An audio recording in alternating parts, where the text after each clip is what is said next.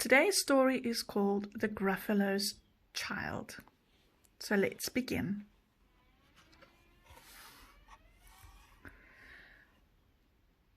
The Gruffalo said that no Gruffalo should ever set foot in the deep dark wood. Why not? Why not? Because if you do, the big bad mouse will be after you. I met him once, said the Gruffalo. I met him a long, long time ago. What does he look like? Tell us, Dad. Is he terribly big and terribly bad? I can't quite remember, the Gruffalo said. Then he thought for a minute and he scratched his head. The big bad mouse is terribly strong, and his scaly tail is terribly long. His eyes are like pools of terrible fire, and his terrible whiskers are tougher than wire. One snowy night when the Gruffalo snored, the Gruffalo's child was feeling bored. The Gruffalo's child was feeling brave, so she tiptoed out of the Gruffalo cave. The snow fell fast and the wind blew wild. Into the wood went the Gruffalo's child. Aha! Aha! A trail in the snow. Whose is this trail, and where does it go? A tail poked out of a log pile house. Could this be the tail of the big bad mouse? Out slid the creature with his eyes. His eyes were small, and he didn't have whiskers. No, none at all. You're not the mouse? Not I, said the snake. He's down by the lake eating Gruffalo cake. The snow fell fast and the wind blew wild. I'm not scared, said the Gruffalo's child.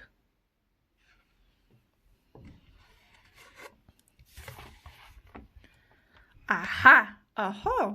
Marks in the snow. Whose are these claw marks? Where do they go? Two eyes gleamed out of a treetop house. Could these be the eyes of the big bad mouse? Down flew the creature. His tail was short, and he didn't have whiskers of any sort. You're not the mouse?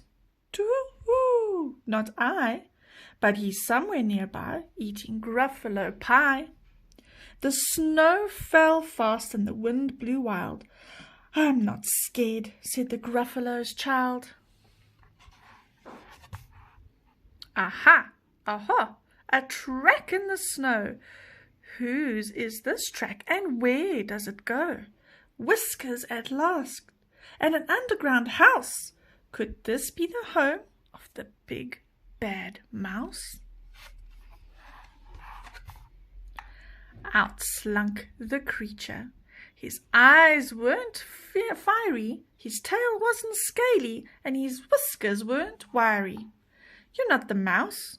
Oh, no, not me. He's under a tree, drinking Gruffalo tea. It's all a trick, said the Gruffalo's child, as she sat on a stump where the snow lay piled. I don't believe in the big bad mouse.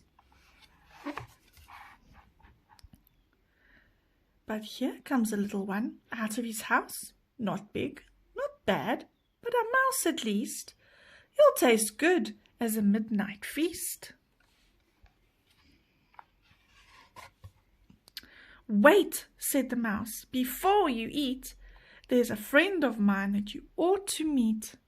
If you'll let me hop on to a hazel twig, I'll beckon my friend so bad and big. The Gruffalo's child unclenched her fist. The big bad mouse, so he does exist. The mouse hopped into the hazel tree. He beckoned, then said, just wait and see. Out came the moon. It was bright and round. A terrible shadow fell onto the ground.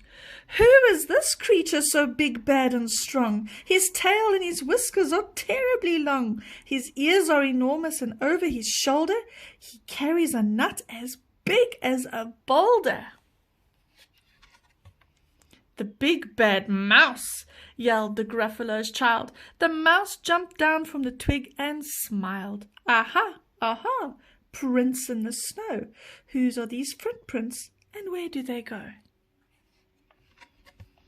The footprints led to the Gruffalo cave, where the Gruffalo's child was a bit less brave. The Gruffalo's child was a bit less bored. And the Gruffalo snored and snored and snored. And that is the end of the story for today, The Gruffalo's Child.